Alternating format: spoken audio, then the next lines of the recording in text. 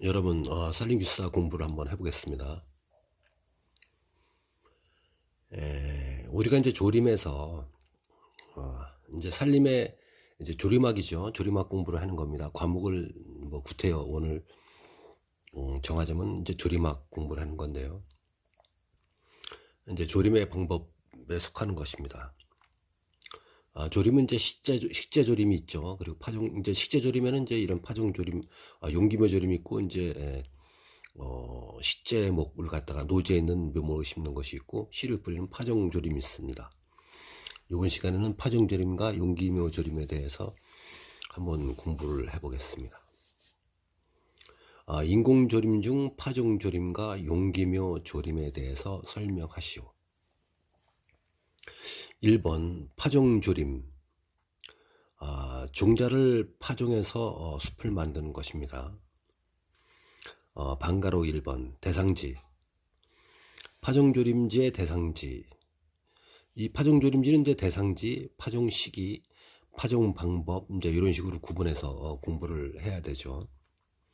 그러나 이제 점수를 이제 높게 받으려면 파종조림 시 파종조림이 실패하는 요인, 파종조림 시 우려되는 인자 뭐 이런 것도 공부를 답안을 작성하게 되면 점수를 많이 받을 수 있습니다. 제가 설명을 드리겠습니다. 파종조림 1 대상지. 발화가 잘 되는 수종. 식재조림 시 활착률이 저조한 수종으로 식재조림이 어려운 급경사지 등 특수지역의 살림에 해당한다. 파종조림.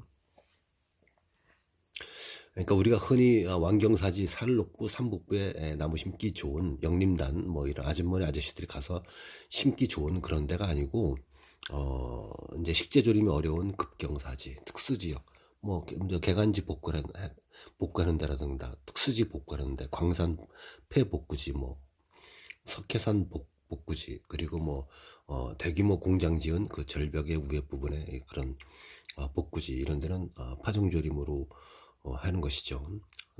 소나무, 해송 등 침엽수종 또는 가래나무, 밤나무, 상수리나무, 굴참나무, 졸참나무, 갈참나무, 신갈나무 등 활렵수종으로 조성하고자 하는 살림. 소나무 해송 외에 그런 침엽수종 외에 이런 이제 참엽수 수종들 그리고 가래나무, 밤나무 같은 걸 포함한 활렵수종으로 조성하고자 하는 살림에는 파종조림을 한다. 그러니까 상수리나무 이제 우리가 이제 묘목에서 뭐 용문 경기도 양평 용문에 있는 용문 양묘장이라든가 뭐 평창에 있는 평창 양묘장이라든가 정선 임계에 있는 양묘장 이런 산림청 지방 산림청에서 운영 관리하는 그런 대규모의 그런 묘포장이 있고 그리고 기술력 대여섯 명의 직원들이 근무하고 연구를 하면서 기술력이 있는데 이런 데에서 이제 뭐 활렵수도 뭐 묘목을 양성하지만은 여기 나오는 상수리, 굴참, 졸참, 갈참, 신갈 이런 거 다 종자가 크지 않습니까? 이런 것도 다 파종조림으로 해서 숲을 갖다 가꾼다 그 뜻입니다. 2번 파종 시기는 언제 할 것이냐? 봄철 파종은 중부지방은 4월 상순, 남부지방 3월 하순에 파종한다. 이런 수치를 반드시 정확히 써야 됩니다. 채정관들이 다 수치 보는 겁니다. 얼렁뚱땅 쓰느냐 다 봅니다. 채정관들이. 가을철 파종은 10월 11월에 실시한다. 그냥 가을철 파종하지 말고 10월 11월 이렇게 숫자를 꼭 써주기 바랍니다. 3번 파종 방법.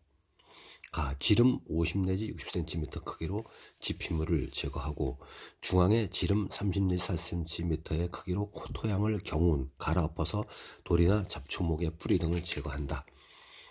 다 10cm 높이로 상을 만들어 묘상이죠. 수정에 따라 2 내지 10립씩 2개 내지 10개씩 파종 후 종자 지름에 2, 3배가량의 복토를 한다. 그래야지 발화가 잘 된다. 그 뜻입니다. 자, 여기서 이제 파종조림의 대상지와 파종 시기와 파종 방법에 대해서 공부를 했습니다. 근데 기출문제 중에서 파종조림이 실패하는 저해 요인, 뭐 파종조림이 어려운 요인은 무엇인가 이렇게 나올 수도 있죠. 나온 적도 있고요. 또 면접에서도 물어봅니다. 파종조림은 이렇게 흩어 뿌리는 거죠. 근데 이 파종조림은 이제 보통 이제 사방지, 우리가 사방댐 하게 되면 댐의 본체를 만들고 교류 보존 사업을 하고 기술막 하고 이제 나대지가 생기지 않습니까? 포크레인 갖다가 이제 표토를 정리하고 이제 이런 데에도 이제 파종조림을 합니다. 그런데 뭐 전나무 같은 거, 강송 같은 거, 이팝나무 같은 거, 화목류, 벚나무 이런 거를 그냥 묘목을 대묘로 갖다 심기도 하지만은 사방지의 그 나대지에 대해서 파종 그냥 훑어 뿌리기로 해서 하는 경우도 있습니다.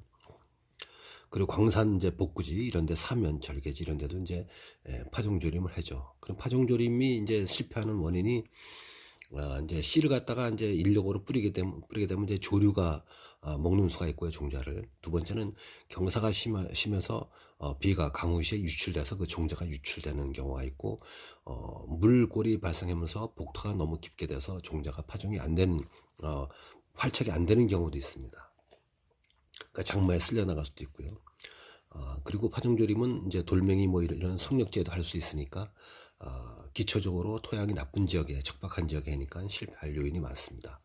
만약에 파종조림의 대상지와 파종 방법 그리고 파종조림이 실패할 요인에 대해 설명하시오 그러면 제가 방금 말씀드린 그런 요인들을 적시를 해서 기술하게 되면 점수를 많이 받습니다. 두 번째, 용기묘 조림. 용기묘 조림은 그 용기에다가 흙을 넣고 종자를 넣고 거기서 파종된 나무를 갖다가 현장에서 심는 것을 얘기합니다. 활착률이 좋죠. 요즘에 많이 사용하고 있습니다. 저는 이제 북부지방산림청 뭐 이쪽에 강원도 이쪽에 이제 조림을 많이 하고 경기도 충청북도에 조림을 감리를 많이 하고 설계했는데 용기묘 조림이 상당히 물량이 많이 늘어났습니다. 또 기술도 발달됐고 또 용기묘 조림에 의한 그런 조림의 식재 수정도 굉장히 다양화되고 있습니다. 용기묘 조림 1 대상지 가 색은 발달이 좋지 않은 직근성 수종으로 뿌리가 깊이 땅속으로 들어간다는 얘기죠. 직근성 수종으로 조상하고자 하는 산림. 경사지 등 일반 조림이 어려운 특수지역의 산림. 용기묘 조림은 그렇게 경사지 등 일반 조림이 어려운 특수지역에 산다 이겁니다. 2. 조림 시기 연중 식재 가능하나 가급적 봄철에는 3, 4월, 가을철에는 10월, 11월에 식재를 한다. 식재 방법은 운반 예정일 2, 3일 전에는 물 주는 것을 중지하여 약간 건조 상태를 유지한다. 이 묘목은 바람을 막을 수 있는 조치를 한 후 식재지 현지까지 운반한 후 그늘에 보관한다. 이제 감리를 하고 이제 조림 지도를 하게 되면요. 우리 이제 영림단에서 일하시는 분들이 이제 봄철에 이제 떼앞볕에 나무를 심죠. 이제 봄철에는 이제 공기가 건조합니다. 근데 이제 용기묘도 용기 그 자체가 그 규모, 그 양이 뭐랄까요, 그 형태가 적기 때문에 햇빛이 비치게 되면 그 안에 용기묘 안에 뿌리가 건조될 수 있는데 그냥 노천에다가 산비 아래다가 막 놓고 이따가 심는 경우 있습니다. 더군다나 비가 곧바로 또 2, 3일 있으면 와주면 좋은데 그렇지 않고 건조 시기가 일주일, 2주일 간다면은 뿌리가 말라서 고살할 수 있죠. 용기묘는 이제 활착률이 상당히 좋지만 그래도 우리 영림단 그리고 담당 공무원들, 영림단장, 우리 같은 감리원들은 현장에서 용기묘 관리에 대해서 철저히 좀 지도를 해야 되겠습니다. 식재봉을 이용하여 분의 길이와 같은 깊이로 동일하게 발로 식재봉을 눌러준 후 다밥이죠. 조심스럽게 꺼내어 식재 구멍이 무너지거나 구멍이 커지지 않도록 주의한다. 공기가 들어가면 뿌리가 건져서 죽기 때문입니다. 식재 후 묘목의 주위를 밟아서 눌러주면 분이 깨지므로 묘목의 뿌리 부분을 밟지 않도록 하고 식재목의 분 가장자리 땅 부분에서 묘목 쪽으로 흙을 밀어넣어 식재 구멍과 용기묘의 분이 흙으로 밀착되도록 한다. 공기가 들어가서 뿌리 건조하는 걸 방지한다 그 뜻입니다.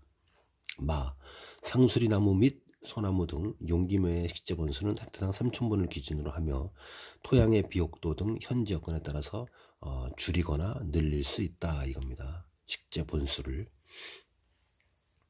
이제 조림은 이제 식재 조림이 있을 수 있죠. 식재 조림은 이제 뭐 1.8m, 1.8m 간격으로 가장 많이 심죠. 그러면 헥타당 3,000본을 심고 또 3번 군산식재도 심고 5번 군산식재도 하죠.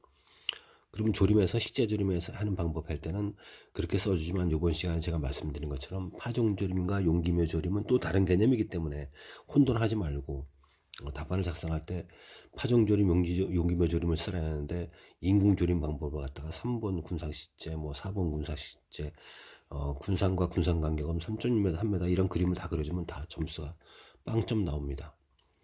파종조림과 용기묘 조림을 물어봤을 때는 그에 해당하는 걸 써줘야지 우리가 답안을 작성할 때 자꾸 삼천포로 빠지게 되면 우리가 일명 소설을 쓴다 그럽니다. 그럼 점수가 안 나옵니다. 자, 이번 시간에는 조림 방법 중에서 인공림 조성 방법 중에서 파종 조림과 용기묘 조림에 대해서 공부를 해보았습니다. 감사합니다.